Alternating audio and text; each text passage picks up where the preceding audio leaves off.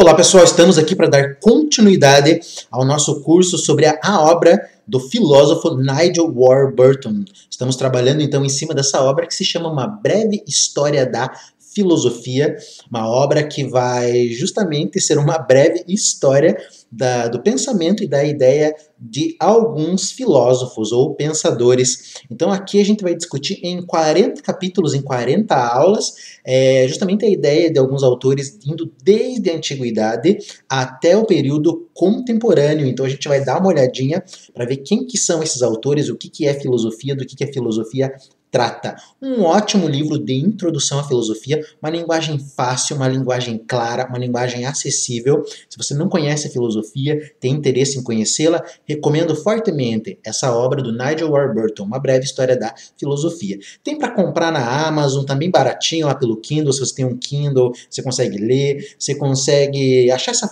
obra bem fácil aí, uma obra bem legal, vale bastante a pena. Vou começar trazendo no meu canal aqui algumas obras de introdução à filosofia, porque eu gosto de trabalhar muito com os meus alunos do ensino médio, e nada melhor que essas obras aí. Não adianta levar para eles a crítica da razão pura, né, porque é complicado, é complicado. Então vamos trabalhar com essas obras aqui introdutórias, que são obras bem interessantes e já instiga, digamos assim, ao pensamento filosófico. Várias pessoas que eu indiquei essas obras, elas voltaram e falaram: nossa, professor, realmente é uma obra bem fácil, bem tranquila de entender, e por aí vai.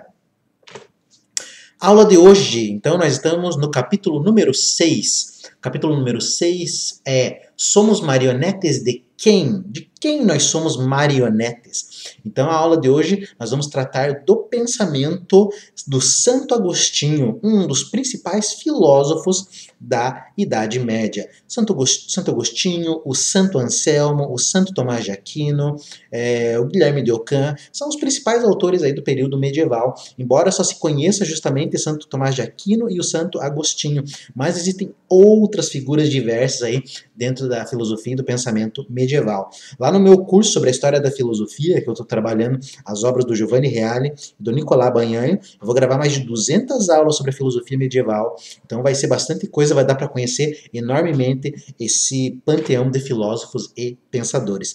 Na minha obra sobre a contra-história da filosofia, que eu estou trabalhando lá na perspectiva do Michel Onfray, eu vou trabalhar também uma espécie de, digamos assim, de Idade Média voltada ali para uma perspectiva hedonista, é o cristianismo hedonista, se eu não me engano, que vai ser esse período que vai desde o início ali da Idade Média até lá o Michel de Montaigne. E daí vai ser uma outra Idade Média que a gente vai ver, mas isso é uma outra história. Então, na aula de hoje, vamos falar um pouquinho ali sobre o pensamento do Santo Agostinho.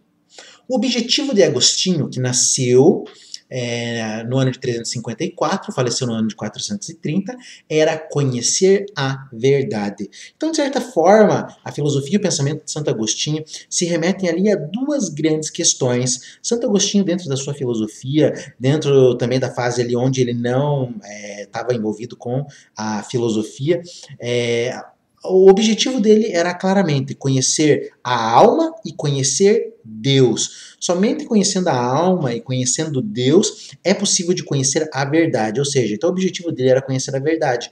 Consequentemente, isso levava ao conhecimento da alma e de Deus. Santo Agostinho, ele é um autor bem interessante, bem importante dentro da história da filosofia, porque ele traz uma série de conceitos que depois dele não vai poder mais ser abandonado, como, por exemplo, a ideia de uma vontade, a ideia, por exemplo, a ideia de si mesmo como uma pessoa ali que tem a capacidade de escolher, de agir, de saber o que é certo e mesmo assim não escolher pelo certo. Essa é uma das grandes contribuições do pensamento de Agostinho.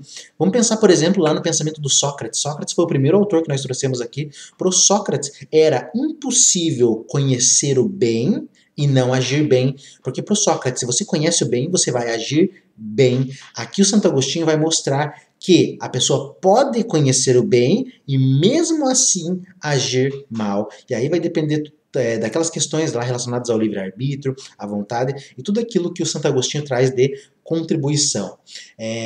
A questão da pessoa humana também vai aparecer muito fortemente aqui no pensamento do Agostinho. Isso aí veio mais ou menos se delineando lá na filosofia, no pensamento romano, com a escrita de vários autores ali romanos. Eu estou trabalhando Tô trabalhando a história da literatura também pelo Otto Maria Carpo, e estou falando justamente da literatura romana, e lá mostra que a maioria dos autores da literatura romana trabalham uma perspectiva individualista. Então esse individualismo é uma coisa que começa a aparecer na filosofia romana, que era uma coisa que não aparecia muito na filosofia grega, e aqui no Santo Agostinho parece que ele coroa essa questão, justamente trazendo a ideia de pessoa humana. Mas isso é uma outra história que a gente não vai desenvolver muito aqui nessa aula, mas apenas nas aulas que a gente for trabalhar sobre a filosofia medieval lá na história da filosofia. Hoje é só para vocês conhecerem um pouquinho do pensamento do Agostinho, mas de certa forma eu sempre acabo trazendo um pouquinho mais aí para vocês terem uma ideia da importância do pensador. A maior parte da sua vida se centrou sobre questões teológicas, então boa parte da sua vida, da sua existência, ele estava preocupado com questões teológicas. O que é Deus? O que é a existência de Deus? O que é o bem? O que é o mal? Qual é a relação do bem e mal com Deus? De onde que vem o mal? Qual a relação de Deus com o homem? O que é salvação? O que é céu? O que é inferno? Então todas essas questões passam ali pelo pensamento do Agostinho durante boa parte da sua vida, da sua existência. De certa forma, o Santo Agostinho ele não foi cristão durante boa parte da sua vida. O Santo Agostinho ele seguia uma outra seita, que era uma seita maniqueísta, que eu vou falar um pouquinho para vocês ali o que era o maniqueísmo. E mesmo dentro do maniqueísmo ele tinha uma série de questões, uma série de dúvidas, e que justamente quando o maniqueísmo já não conseguia mais responder essas dúvidas, é que daí ele se volta para o cristianismo. Mas para ele se voltar para o cristianismo, ele primeiro teve que ter conhecido a filosofia. Filosofia, de certa forma, foi uma propedêutica, ou seja, uma preparação dele conseguir entender ali a verdade do cristianismo. Então, boa parte da sua vida se centrou sobre questões teológicas. Sabe-se que dali na sua juventude, ele levava uma vida muito desordenada, ele era uma pessoa muito difícil, ele era um jovem assim que não conseguia seguir regras, seguir leis, era um jovem bem complicado, tá? E ele era professor de gramática, era professor de retórica, e justamente ele vai conhecer a filosofia bem jovem, quando ele conhece as obras do Cícero. Ele vai ler uma obra do Cícero, se não me engano o nome é Hortêncio, e aí que ele vai ficar apaixonado pela filosofia. Ele vai deixar a retórica de lado, não de lado, mas ele não vai focar apenas na retórica, e vai passar a estudar o pensamento filosófico, e vai começar a conhecer um pouco mais da filosofia, e isso vai ajudar muito a ele entender essas questões teológicas, principalmente questões relacionadas ao ser, à substância, que mais tarde vão coroar, digamos assim, as ideias e o pensamento do neoplatonismo, principalmente de Plotino, que de certa forma ali ele vai entender o que é o cristianismo, tá? Mas isso a gente vai comentar um pouquinho mais lá para frente. Os riscos de todas essas questões parecem muito alto. Para Santo Agostinho, estudar a teologia, saber o que é Deus, saber o que é céu, o que é inferno, saber o que é alma, saber qual a relação entre Deus e homem, tudo isso, todas essas questões levavam a riscos muito altos, porque o Santo Agostinho, como cristão, ele sabia que se ele tivesse uma concepção errada da existência, da forma como levar a vida, se ele fizesse uma leitura da Bíblia errada, ele estaria condenado. Então todas essas questões teológicas têm um peso muito alto, porque vai depender da tua salvação ou da tua condenação. Aí é que tá. Então isso é sério demais, isso é muito sério, e elas têm que ser estudadas com afinco, têm que ser estudadas com rigorosidade. Questões teológicas não são meramente questões ali para serem debatidas e discutidas, mas são questões para serem elucidadas e vividas, experienciadas e existenciadas, tá? Então essa é a ideia, são questões que apresentam riscos muito altos e você tem que se dedicar para saber como que você vai levar a sua vida. Sua principal problemática foi sobre o mal. Então, um dos problemas que perpassou ali a filosofia do Santo Agostinho é a questão do mal. O que é o mal? Dentro da perspectiva maniqueísta do Santo Agostinho, quando ele foi maniqueísta, essa foi uma das questões que ele também, de certa forma, procurou resolver, mas o maniqueísmo não deu uma resposta satisfatória para ele sobre a questão do mal, e ele acaba depois se voltando para o cristianismo. O que é o maniqueísmo? O maniqueísmo é uma seita, é uma religião criada por um persa chamado Mani. A Pérsia não existe mais hoje, mas é aquela parte que hoje a gente chama Irã, tá? Irã, Iraque, aquele lado lá é a antiga Pérsia. Então o Mani teria desenvolvido essa seita, onde ele afirmava que existiam dois princípios supremos, o princípio bom e o mal, existia o bem e o mal, e o mundo e a existência era justamente um combate eterno, eterno, entre esse bem e esse mal. Então, muitas vezes, o mal ganhava do bem, e daí depois sempre vinha lá o bem, conseguia dar a volta por cima e ganhava do mal, depois o mal ganhava do bem, e sim, então era um conflito. Bem e mal estavam praticamente em pé de igualdade, mas o bem acabava sempre subjugando o mal, mas depois o mal reaparecia. Essa luta entre o bem e o mal era o que explicava, dentro da perspectiva maniqueísta, a existência do mal. Por que tem épocas onde tem muito crime, assassinato, roubo, agressões, onde parece que o mundo está indo para o pior? Era justamente essa a resposta do maniqueísmo, porque as forças do mal estão, de certa forma, vencendo o bem, mas o bem ele vai conseguir dar a volta por cima e vai vencer, porque é uma luta eterna entre os dois. Então, é mais ou menos isso que trata a religião maniqueísta, e mais uma série de coisas também. Isso aqui é bem simplificado, só para vocês entenderem. E, de certa forma, Santo Agostinho não ficava contente com essa resposta. Para ele, não tinha como, de certa forma, ali, o bem ter o mesmo poder que o mal. Para ele, esse tipo de coisa não tinha uma lógica, digamos assim. E o maniqueísmo não conseguiu responder essas questões. Inclusive, um dos maiores maniqueístas ali do período do Santo Agostinho foi um rapaz chamado Fausto. E o Santo Agostinho levou uma série de questões para o Fausto, e o Fausto não sabia respondê-las. Por exemplo, se Deus é bom, da onde que vem o mal? Tá? Essa é uma questão que o Fausto não conseguiu responder. Uma outra questão também, o que Deus fazia antes de criar o tempo? Também é uma outra questão que o maniqueísmo ali não responde. Então, dessas questões, o Agostinho vai filosofar e justamente vai tentar entender qual é a origem do mal, qual a origem do tempo, o que Deus fazia antes do tempo, e se Deus é bom, é todo poderoso, por que ele não impede o mal? Só no cristianismo, e justamente com a ajuda da filosofia, é que Santo Agostinho consegue responder essas questões. Mas então o mal é uma coisa que perpassa justamente o pensamento ali do Santo Agostinho. A filosofia do Santo Agostinho é muito interessante porque ele faz uma introspecção, ele faz um olhar, uma análise de si mesmo, ele volta seu olhar para o Agostinho, e justamente com aquilo que ele consegue ganhar olhando para ele mesmo, ele vai lá e traz para as outras pessoas também. Quando ele publica os seus livros, ele traz questões que justamente ele tentou debater contra ele mesmo, e depois que ele chegou a resultados, ele vai lá, publica esses livros, essas obras, essas cartas, e mostra às pessoas quais foram os resultados que ele chegou a partir da introspecção de si mesmo. Então a filosofia de Santo Agostinho tem muito essa marca. Inclusive, uma das principais obras do Santo Agostinho, que é Confissões, é justamente um olhar sobre a vida dele, e ele vai ali se confessando, ele vai falando justamente aquilo que ele fez durante a sua juventude, adolescência, como que ele chegou ao cristianismo, ele vai comentando ali dos arrependimentos que ele teve durante a vida, da vida que ele levou, uma vida voltada ali para mulheres, uma vida voltada ali para as amizades, uma vida voltada para a risadinha, para o prazer, para isso, para aquilo, que são coisas que ele se arrepende depois, quando ele adere a uma perspectiva cristã. E é uma coisa que ele luta, é um combate contra ele. A gente sabe que ganhar do outro é fácil. Você combate com uma outra pessoa, é fácil você ganhar dela, é só você treinar mais que ela, é só você estudar mais que ela. Agora, um combate contra si próprio, esse é o mais difícil.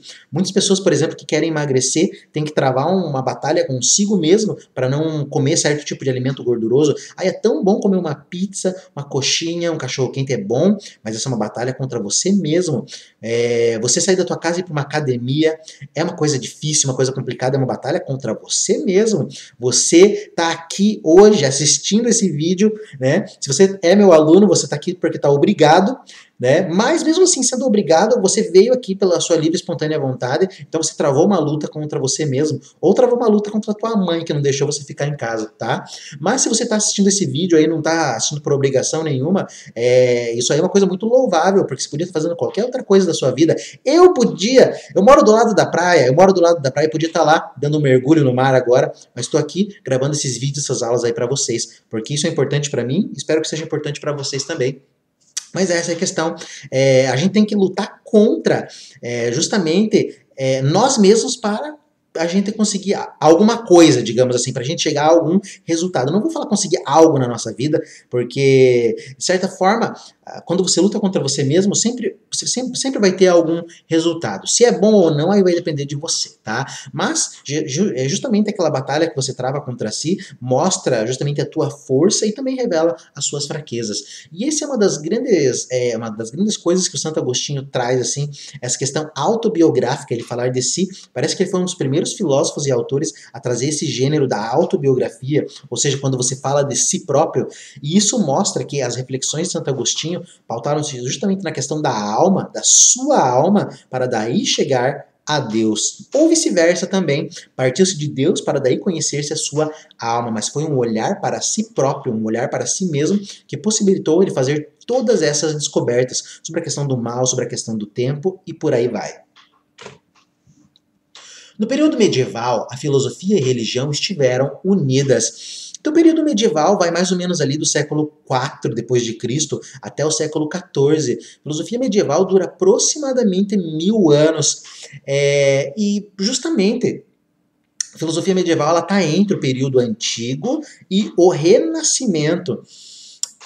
Então a filosofia medieval ela é caracterizada, pelo menos a filosofia medieval europeia, tá? Ela é caracterizada por uma junção entre fé e razão, ou uma junção entre filosofia e teologia, onde a filosofia está subordinada à teologia. Isso aí foi um longo tempo durante o período medieval, ali a filosofia sendo subordinada à teologia. Mais tarde ali, com alguns autores, justamente ali no período escolástico, é que vai começar, digamos assim, a filosofia a ter uma certa autonomia. A filosofia vai começar, de certa forma, a pensar por si própria, a resolver problemas ali sem depender da teologia.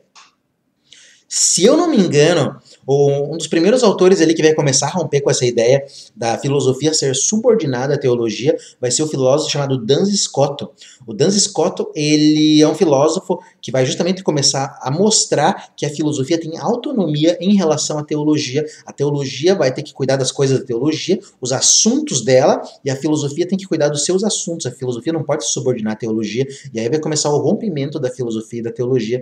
Mas se eu não me engano, isso aí vai ser só no século XII, mais ou menos. Então, a Idade Média fica ali praticamente toda ela, sendo que a filosofia é subordinada à teologia, ou seja, a filosofia é serva da teologia, com Duns Scotus que começa a separação, e isso vai possibilitar a ciência moderna, porque a partir da separação da filosofia e da teologia, a teologia passa a tratar dos seus assuntos e a filosofia vai começar a tratar de outras coisas. Não precisa mais ficar falando apenas de Deus, mas a filosofia vai voltar a falar da natureza, voltar a falar do homem, e isso vai possibilitar, digamos assim, o surgimento da ciência. Mas o período medieval, de maneira geral, o período medieval europeu, como eu já disse, é caracterizado por uma junção entre filosofia e teologia. Há uma filosofia árabe também, que tem uma característica científica, principalmente pautada ali nas ideias de Aristóteles, uma Idade Média árabe que vai correr em paralelo à Idade Média europeia. Há, dentro da filosofia chinesa, também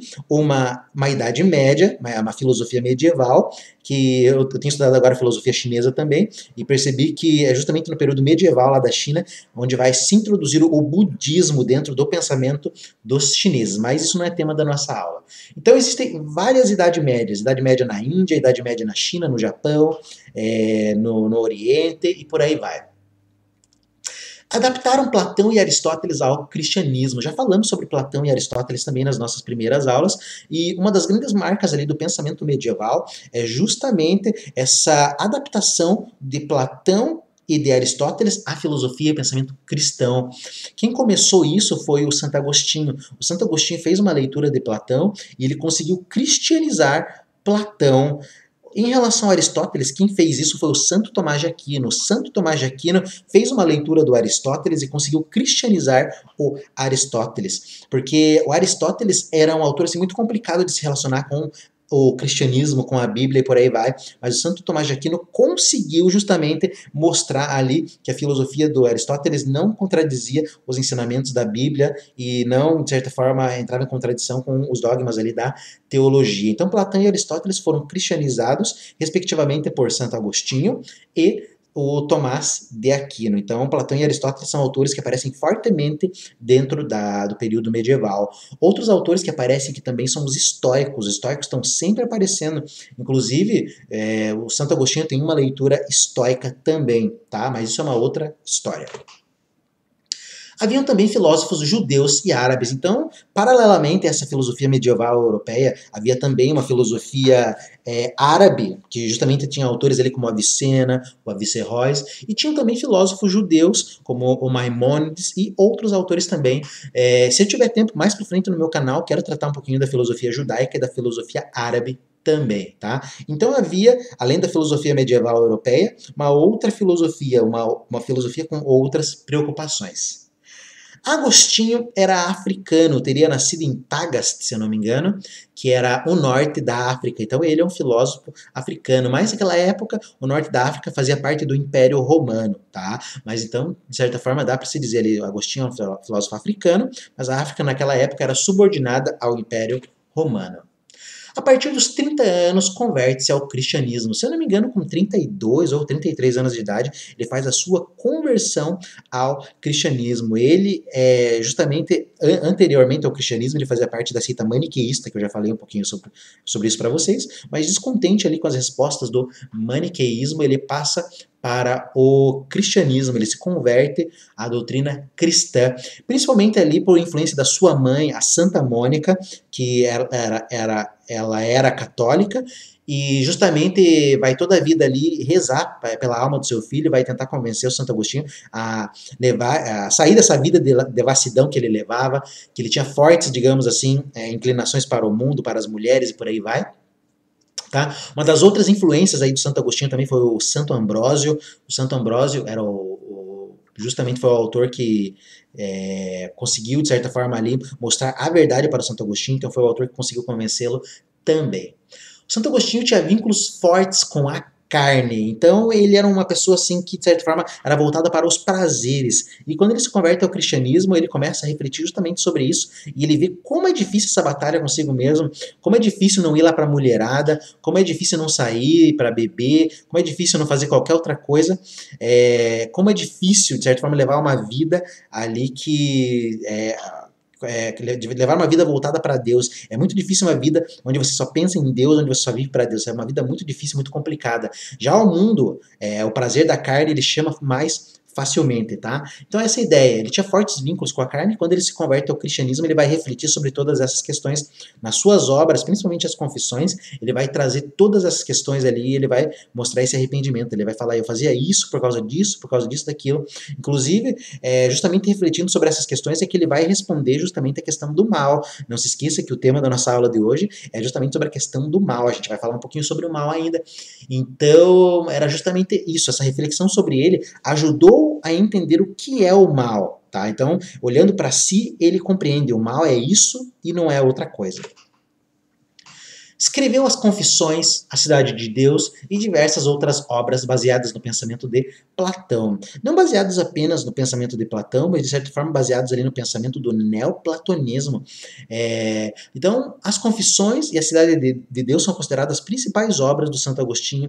Lá nas Confissões ele vai falar principalmente da alma, vai falar da memória, vai falar do tempo e vai falar da sua vida. É uma obra autobiográfica que ele escreve sobre ele. E na Cidade de Deus, essa é uma obra que ele vai falar que dentro da história humana existem dois tipos de cidade: a cidade de Deus, onde o valor máximo é Deus, onde as ações do homem estão voltadas para Deus, e a cidade dos homens. A cidade dos homens é aquela cidade onde o desejo dos homens, a aspiração dos homens está voltada para as coisas terrenas e não para as coisas celestes ou divinas. E ele vai mostrar que durante a história é dividida justamente na cidade de Deus e cidade dos homens, onde é difícil você saber o que é cidade de Deus e o que é cidade dos homens. Quando os homens têm atitudes voltadas para Deus, quando uma política tem atitudes voltadas para Deus, obviamente isso é cidade de Deus, mas quando você tem uma política egoísta, uma política, por exemplo, ali dos imperadores, tinha uma série de imperadores bons, também tinha imperadores ruins, e quando esses imperadores pensavam apenas neles mesmos e não no povo, essa era uma cidade voltada para os homens, uma cidade voltada para os prazeres, uma cidade voltada, digamos assim, para o egoísmo e por aí vai. parte da perspectiva de que Deus é bom e todo-poderoso. Aqui a gente vai começar já a debater essa questão do mal. Então, de certa forma, para o cristão, hoje, tanto para o católico quanto para o evangélico, não há dúvida, Deus é todo-poderoso. Deus é bom e Deus é todo-poderoso.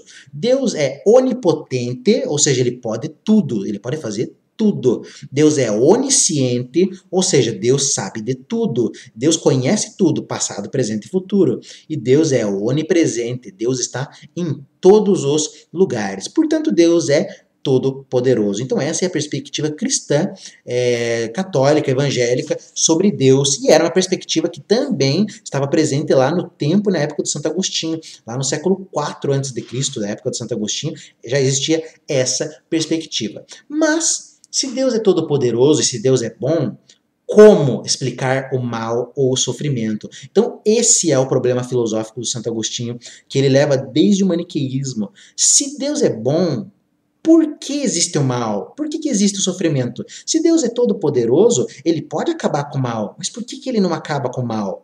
Aí é que tá. Então essa é a questão filosófica. Muitas pessoas já se perguntam, por que Deus criou o mal? Por que existe o mal no mundo? Se Deus é bom, por que Deus não acaba com o mal? Por que Deus não impede uma coisa ruim de acontecer, tá? Aí é que tá. Então essa é a questão filosófica. Como que a gente vai explicar o mal ou o sofrimento? Justamente baseado nessa ideia de que Deus é todo-poderoso, ele é onisciente, ele sabe de tudo, ele é onipresente, ele está em todos os cantos, e ele é onipotente, perdão, ele pode tudo, ele é onisciente, ele sabe de tudo, e ele é onipresente, está em todos os cantos. Como que a gente explica a questão do mal e do sofrimento? Se Deus é onipresente, ele está naquele momento onde vai ocorrer um crime, onde vai ocorrer um assassinato. Por que ele não impede? Por que ele não faz a arma do bandido falhar? Por que ele não impede uma facada de ser dada? Por que ele não impede ali, uma criança de ser atacada? Se ele está presente lá, por que ele não impede isso? Se ele é onisciente, ele sabe de tudo. Ele sabe que se você sair de casa daqui a pouco, você pode sofrer ali por ação de algum crime, ação da natureza, qualquer outra coisa. Por que ele não te impede de ir, tá? E por aí vai. Se ele é onipotente, por que ele não impede isso, tá? Então essa é a questão. Alguns autores vão falar, Deus não impede isso porque Deus é mau, tá? Muitas pessoas vão chegar a essa concepção, mas, obviamente, Santo Agostinho, como cristão, não podia chegar a essa resposta, e essa resposta não era a resposta correta dentro da perspectiva dele, e a gente vai ver como que ele vai responder essa questão. O Warburton, que é o escritor dessa obra que a gente está lendo, ele divide o mal em Agostinho em mal natural e mal moral. Então ele vai fazer a divisão do mal em Santo Agostinho em duas partes, o mal natural e o mal moral. Entretanto, os vários estudiosos compreendem que, dentro da perspectiva de Santo Agostinho, existem três tipos de mal. Existe o mal ontológico, existe o mal moral e existe o mal físico. O mal ontológico é acreditar que o mal foi criado por Deus. Ou seja, acreditar que o mal é uma substância. Deus cria todas as substâncias. Deus cria tudo. Deus é criador de tudo. Ele cria todas as substâncias. Deus cria o ser. Deus é o ser que dá o ser para as outras coisas. Se eu existo, é porque, de certa forma, Deus me deu o ser, me deu a possibilidade do ser. Se existe uma planta, se existe uma montanha, se existem os animais, se existe o mar, é porque Deus deu todo esse ser para essas coisas. Mas a grande questão é, se Deus criou tudo, então Deus criou o mal? A primeira resposta de Santo Agostinho é não. Por quê? Deus não criou o mal. Por quê? Então, essa é a perspectiva do mal ontológico. Deus só cria o ser, Deus só cria a substância. Tudo que Deus cria é bom. Toda substância é boa, tudo aquilo que existe é bom. O mal não tem substância, o mal não tem substância, o mal não tem ser, portanto o mal não foi criado por Deus. Mas o que é o mal? Aí a gente vai passar para as outras perspectivas de mal. Então, primeiramente, Deus criou o mal? Perspectiva de Santo Agostinho, não, Deus não cria o mal, porque Deus só cria substância, e a substância é boa. Então, o mal não tem substância. Beleza, primeiro tipo de mal, mal ontológico. Não existe mal, não existe mal porque Deus não cria. Segundo tipo de mal, mal moral. Aí é que vai começar a aparecer a grande questão do mal e das ações humanas. O que é o mal moral? É o mal que se relaciona, de certa forma, ali com o livre-arbítrio. O Santo Agostinho parte da ideia do livre-arbítrio justamente para mostrar que o homem, ele tem a capacidade de agir mal. Por quê? Por causa do seu livre-arbítrio, que é uma coisa que a Bíblia defende. Deus deu liberdade para o homem agir e o homem escolhe agir mal. Mas por que o homem escolhe agir mal? Então quer dizer que existe o mal? Santo Agostinho vai dizer que não. O que Santo Agostinho vai dizer? Que existem graus de ser, tá? Se Deus cria o ser, cria a substância, existem graus de ser. Deus é o ser supremo. O mundo também é o ser. O desejo do homem também é o ser. Só que o que acontece? Existem graus de ser. Ao invés do homem usar a sua razão para contemplar o grau supremo do ser, que é Deus, o que ele faz? Ele contempla o grau inferior do ser, ele contempla o mundo, ele está voltado para o mundo. O homem não está voltado para Deus, que é supremo, ele está voltado para o mundo, que é inferior. O homem se volta para as coisas inferiores e é daí que surge o mal. O mal não é criação de Deus, mas o mal é afastamento de Deus. Quando você se afasta de Deus, é aí que surge o mal, mas o mal surge justamente nessa perspectiva moral. O homem é livre, ele pode se voltar para Deus, ele pode estar lá no grau supremo, analisando, contemplando Deus, vivendo conforme aquilo que Deus gostaria, mas não, ele está olhando para o mundo, ele está olhando para o luxo, ele está olhando para os bens, ele está olhando para a carne, ele está olhando para coisas que, de certa forma, são graus inferiores de ser, e é justamente nessa confusão que surge o mal. O assassinato, por exemplo, o crime, como que você explica isso? É porque o homem que vai assassinar, ele tem um motivo, ele tem uma razão, mas ele teria que perceber que matar uma outra pessoa não tem razão suficiente que justifique isso. Ele teria que olhar e falar assim, cara, não tem justificativa para matar uma outra pessoa, não tem justificativa para fazer o mal. O que eu estou fazendo? Eu tenho que olhar para a coisa mais importante da existência, que é Deus, na perspectiva de Santo Agostinho. Então, se ele percebesse isso, ele não agiria mal, mas o mal vai agir da perspectiva dele, porque ele se afastou, ele tá olhando para o mundo, ele quer a bolsa, ele quer o celular, ele quer aquela mulher, ele quer aquele carro, então ele vai fazer as coisas erradas para conseguir isso. E, justamente, ele vai olhar essas coisas, ele vai olhar o mundo e vai agir conforme os seus desejos, ou seja, ele vai agir conforme os graus inferiores do ser, e é daí que surge o mal, tá? Então, é explicado. O que é o mal? O mal é afastamento de Deus. O mal não tem ser, porque Deus não cria o mal. Mas você se afastou de Deus, é aí que surge o mal, porque você está contemplando uma outra coisa. Você desviou teu olho do principal, que é Deus, e está olhando qualquer outra coisa, que é o mundo, o que vem do mundo, tá? Essa perspectiva é uma perspectiva que Santo Agostinho tirou do neoplatonismo. Foi o Plotino que criou essa perspectiva, mas não desse jeito. O Plotino não fala dessa questão, digamos assim, de crime, assassinato de Deus, de cristianismo, não fala disso. Plotino é um filósofo neoplatônico, ele está lá no mundo grego, ele está lá no mundo romano, tá? O que o Plotino vai falar? Que o que existe é o Uno é o ser supremo, e o mundo é emanado pelo Uno. O Uno emana as esferas celestes, emana o nous, o espírito, a alma, emana o mundo, e o Uno, digamos assim, é o grau supremo do ser, e o mundo é o grau inferior do ser. O Santo Agostinho pega essa perspectiva e no lugar do Uno ele coloca Deus. Deus é o ser supremo e o mundo realmente é inferior, mas daí ele vai fazer uma leitura cristã dessa perspectiva neoplatônica. Por isso que o Santo Agostinho também é um filósofo considerado neoplatônico, embora de perspectiva cristã, porque ele não foge da filosofia platônica, não foge do neoplatonismo. Santo Agostinho não aceitava a resposta de que Deus age de formas misteriosas. O Santo Agostinho não acreditava na ideia de que, por exemplo, tem coisa que a gente não pode responder. Tinha uma frase muito comum na Idade Média, eu não lembro agora quem pronunciou essa frase, que, por exemplo, quando você fazia uma pergunta assim, se Deus é bom, de onde que veio o mal? Daí tinha uma pessoa que respondia, Deus está preparando o inferno para quem faz esse tipo de pergunta.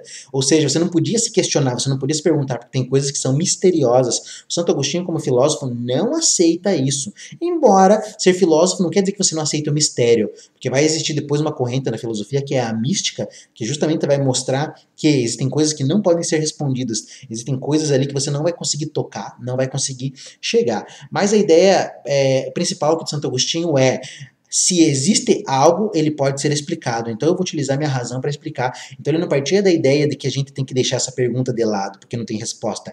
Tem resposta sim. É só você usar a sua razão, a sua lógica, que você vai conseguir respondê-la. Imagine os piores crimes e como Deus poderia evitá-los. Imagine os piores crimes e você pensa, se Deus é onipotente, ele pode evitar esses crimes. Mas aí é que tá, isso vai justamente contra aquela perspectiva do livre-arbítrio, no sentido de que Deus está interferindo na liberdade dos homens. Imagine homens que fossem programados por Deus apenas para agir bem. Deus pode fazer isso, é claro que pode. Mas daí qual seria o sentido da salvação? Daí qual seria o sentido, digamos assim, da vida onde todas as pessoas agem bem? Não teria liberdade, as pessoas seriam programadas, elas seriam piores que bichos. A gente fala que bicho é programado, mas bicho não é tão programado assim não. Ele tem um comportamento instintivo, ele reage diante de certas situações, mas o homem seria pior, porque o homem só agiria bem. Então qual o sentido da existência humana? Tá? Então essa é a questão que muitas pessoas se colocam. Se Deus interferir na vida humana, isso aí fere a ideia do livre-arbítrio. É claro, hoje tem perspectivas, principalmente ali dos evangélicos, dos protestantes, que vão falar assim, não, mas Deus tem um projeto para a tua vida. Se Deus tem um projeto para a tua vida, isso significa que você vai alcançar esse projeto independente de você ou não, porque é Deus que quer aquilo para você. Mas é claro, você pode falar assim, ah, não, mas você vai depender de você, você tem que aceitar Deus, é isso, aquilo, mas isso não faz sentido. Por quê? Por que não faz sentido? Porque, justamente, se Deus tem ali uma coisa para dar para você, por que ele tem que esperar uma resposta sua? Por que ele não vai lá e simplesmente não dá? Ah, mas ele quer ver se você é bom. Ele não precisa ver. Ele sabe se você é bom ou não. Ele sabe de tudo. Não tem sentido essa questão, tá? Mas acho que o grande problema é justamente nessa interferência de Deus em relação àquilo que as pessoas fazem. Se Deus interferir, isso significa que a liberdade está quebrada. Então esse é um problema clássico da história da filosofia que vai ser debatido ali por muitos autores. O próximo filósofo que a gente vai trabalhar, que é o Boécio, ele vai trabalhar bem nessa questão. Ele acredita no livre-arbítrio, mas se Deus sabe de tudo, do futuro, do passado, do presente, etc., como que a gente vai falar do livre-arbítrio? Se Deus sabe que eu vou morrer, por exemplo, daqui a 5 anos, qual é a liberdade que eu tenho? Eu não tenho liberdade para mudar isso? Não. Então existe livre-arbítrio? Essa é a grande questão. É o clássico problema do mal. De onde ele vem. Então todas as questões são clássicas dentro da filosofia, e principalmente de uma perspectiva religiosa. Se Deus pode tudo, por que ele não impede o mal? Por que Deus interfere na vida das pessoas? Por que ele não interfere? Da onde que vem o mal? De onde que vem isso? De onde que vem aquilo? Quem que vai ser salvo? Quem que vai ser condenado? Então são perguntas clássicas dentro da história da filosofia cristã. E são perguntas que perduram até hoje. E o clássico problema é da onde que vem o mal. Então, conforme a gente já respondeu, o mal não é criado por Deus, porque o mal é a ausência de substância. O mal não tem substância, mas o mal se origina do afastamento do homem de Deus. O homem se afasta do ser, o homem se afasta do ser supremo, e é aí que começa a corrupção, é aí que começa o mal. Na juventude, Agostinho era maniqueísta, então a gente já falou sobre essa questão que o Santo Agostinho acreditava justamente nessa luta entre o bem e o mal, mas ele acreditava que essa luta eterna entre o bem e o mal não responde à questão de onde que vem o mal. Para ele não era lógico que o mal vencesse o bem, que ficasse nessa luta constante. Ele tinha uma outra perspectiva, tá? E é por isso que ele se converte ao cristianismo. Ele, de certa forma, só não considerou essa crença maniqueísta justamente porque o Santo Agostinho era um autor muito crítico e, de certa forma, ali ele já tinha conhecimento da filosofia e a filosofia ajudava ele justamente a perceber como essa eterna luta entre o bem e o mal parecia que era uma coisa que não tinha muito sentido, né? Mas é claro, a explicação que eu estou dando aqui é uma explicação muito superficial. Se a gente adentrar a questão mais a fundo, pode ser que realmente ela tenha o seu sentido e a sua lógica, como deve ter, provavelmente. Mas dentro de uma perspectiva cristã, isso não faz sentido nenhum. Acreditavam que o bem vinha da alma e o mal vinha do corpo. Os maniqueístas também dividiam o bem e o mal entre alma e corpo. O bem é uma coisa que vem da alma e o corpo propaga o mal. Então tudo aquilo que você faz ali, digamos assim, pensando em farra, em prazer, etc., é coisa que o corpo está mandando. Você está deixando as emoções ofuscarem a tua razão. Você está deixando ali teus sentidos ofuscarem o teu pensamento. E quando você age conforme o corpo, você quer comer demais, você quer beber demais, você quer sair demais, você não quer estudar, você não quer fazer alguma coisa boa da tua vida, você não quer trabalhar, você não quer fazer alguma coisa que agregue na tua vida, então você está agindo conforme o corpo, tá? Por isso que todos aqueles pecados capitais, os 7 pecados capitais, são pecados ali que se voltam ao corpo, justamente porque essa também é uma perspectiva maniqueísta, mas vai aparecer lá no cristianismo, o corpo é fonte do mal, enquanto a alma é fonte do bem. Você usar a tua razão, a tua lógica, para fazer aquilo que é bom, apesar de não ser agradável, é justamente fazer com que a sua razão comande a sua emoção, ou comande o corpo. Mais tarde, ao converter-se ao cristianismo, o problema do mal ainda permanecia. Então, quando ele se converteu ao cristianismo, essa ideia dele do mal ainda não havia sido respondida. Só mais para frente, quando ele começa a pensar muito, quando ele lê bastante a Bíblia, quando ele estuda bastante a filosofia neoplatônica e por aí vai, é que ele cria aquela ideia da divisão do mal em três partes: o mal ontológico, o mal moral e o mal físico. Eu nem falei do mal físico. O mal físico, na verdade, seria todo aquele mal que existe no mundo, na realidade, como, por exemplo, tufão, tornado, enchente, doença, morte, etc. E o Santo Agostinho vai dizer que esse mal físico, na verdade, não é o mal, porque no conjunto do todo, todas essas coisas fazem sentido. Se tem enchente, é porque provavelmente as pessoas ocuparam indevidamente o lugar e elas estão culpando agora a natureza por uma coisa que elas mesmas fizeram. Você tem aquela série de deslizamentos lá no Morro do Rio, lá em Minas Gerais, tem bastante deslizamento, mas a grande questão é as pessoas sabiam do risco daquilo ali. Mas é claro, essa é uma questão sociológica, uma questão social. Por que essas pessoas foram morar no morro? Porque elas não tinham condições de morar ali em regiões melhores, regiões onde elas poderiam ter uma vida mais digna, uma vida, digamos assim, mais tranquila, uma vida mais sossegada. Então elas tiveram que fugir para o morro. Essa é a história das favelas. Os pobres tiveram que fugir para o morro, infelizmente. Mas, é claro, enchente, inundação, deslizamento, é tudo fruto da ação do homem, é o homem que provoca isso. Ele vai lá, constrói onde não deve construir e depois culpa a natureza por uma coisa que aconteceu, tá? Mas é claro, isso é um problema social também. Mas o mal físico justamente mostra que ou isso é uma coisa do homem, é o homem que vai lá, provoca a natureza e depois sofre os efeitos dela, ou é uma coisa que pro todo é justamente uma coisa boa, né? Vamos pensar, por exemplo, eu antigamente me questionava, por que Deus criou aranha? Por que Deus criou centopeia? Por que Deus cria lagarto, barata? Por que Deus cria aqueles bichos venenosos da Austrália? Por que tem tudo isso, tá? Se a gente for olhar na ótica do todo, a aranha é necessária, a lacraia é necessária, o rato é necessário, o pombo é necessário, todos esses bichos aí são tudo necessário. Então, na ótica do todo, eles são bens, eles não são ruins. É só na nossa ótica utilitarista ali que a gente vai falar que esses animais aí são maus, são ruins, mas na verdade eles não são, tá? Então, conforme o Santo Agostinho vai desenvolvendo ali a sua perspectiva dentro do cristianismo, ele vai justamente responder essa questão, o que é o mal. Pensou na possibilidade do livre-arbítrio, então ele usa o livre-arbítrio mais tarde para justificar essa questão do mal, mostrando que o homem justamente se afasta do mal, perdão, o homem se afasta de Deus justamente a partir da sua liberdade. O homem pode tanto contemplar o bem supremo quanto se afastar, e o homem escolhe se afastar de Deus. Então essa é a questão que vai responder essa ideia do mal. As más ações acontecem quando as emoções subjugam a razão, e essa é uma perspectiva platônica que o Santo Agostinho traz dentro da filosofia dele.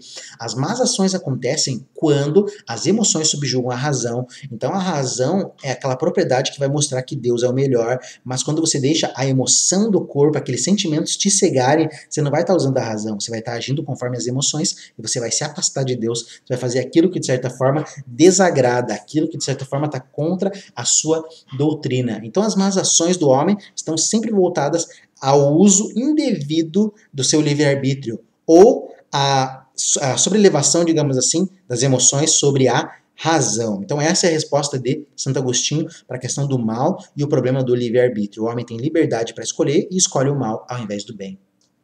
Se fôssemos programados para sermos bons, não teríamos liberdade. Então não existiria liberdade se você fosse programado para ser bom. Imagine se o mundo inteiro tivesse paz, que é uma coisa que os utópicos pensam. Um dia o mundo vai ter paz, tá? Impossível, isso é impossível, porque somente teremos paz se as pessoas forem programadas. Talvez nem no mundo criado por robôs mais tarde a paz vai existir, tá? Mas a grande questão é, se a gente fosse programado, não existiria liberdade. Ou você é livre ou você é programado. Deus pode evitar o mal, mas a existência do mal não depende dele. Santo Agostinho vai dizer claramente, Deus pode evitar o mal, é claro que ele pode fazer isso, porque ele é onipotente, só que a existência do mal não vai depender dele, a existência do mal ele vai depender justamente do homem, a partir da sua liberdade. Se existe um assaltante, se existe um ladrão, a gente tem que se perguntar se não é a própria sociedade que cria esse assaltante e cria esse ladrão. Se a gente tivesse condições melhores de trabalho, salários mais dignos, uma condição de moradia para todas as pessoas, o que será que aconteceria com os ladrões ou com os bandidos? É claro, o homem ainda seria mal, porque ele é livre, mas a gente poderia resolver muitas questões justamente alterando a forma como a sociedade se desenvolve. Mas é claro que não é culpa apenas da sociedade, mas também é culpa do indivíduo. O mal também se deve ao pecado original. E o Santo Agostinho também traz aquela perspectiva que a queda de Adão, a queda do homem lá no paraíso, no Jardim do Éden, também é aquilo que, de certa forma, vai contribuir para a existência do mal.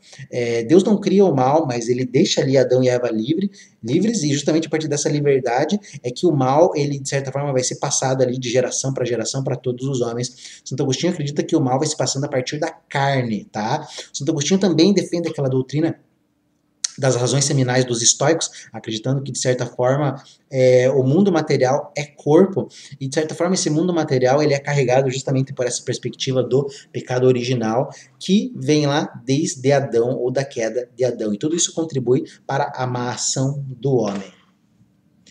Atualmente, a ideia do livre-arbítrio é mais convincente do que a do pecado original. Hoje em dia, as pessoas acreditam mais facilmente na ideia do livre-arbítrio, que o homem tem a liberdade de ser tanto bom quanto mal, do que a própria ideia do pecado original. Muitas pessoas não acreditam nessa ideia de que por causa do pecado de Adão, hoje eu tenho que pagar, hoje eu tenho que, de certa forma, sofrer justamente por causa de uma coisa que foi feita lá no passado.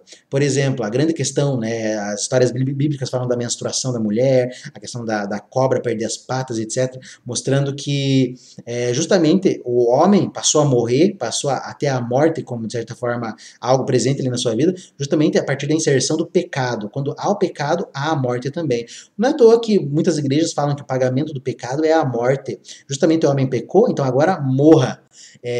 Então, acho que essa ideia, muitas pessoas não acreditam que um pecado original lá no passado ocasiona coisas até hoje, tá? Então é mais fácil acreditar numa teoria do livre-arbítrio do que do pecado original. Boécio, que é um outro filósofo medieval, também se preocupa pela questão do livre-arbítrio. E o Boécio, assim como Santo Agostinho, vai falar ali do livre-arbítrio também, mas o Boécio está interessado mais naquela perspectiva. Se Deus é onisciente e conhece tudo, conhece o futuro, ele sabe que eu vou morrer daqui a 5 anos, daqui a 10 anos, ele sabe quem vai assistir esses vídeos, ele sabe se esse vídeo vai ter sucesso ou não, Deus sabe de tudo, tá? Então existe liberdade? Se o mundo já está destinado, se o mundo, se Deus já sabe como tudo vai acontecer, será que a gente já não pode dizer que o mundo está destinado? Será que existe realmente liberdade? Então é isso que a gente vai trabalhar na nossa próxima aula com o Boécio, que é um outro filósofo ali do pensamento medieval.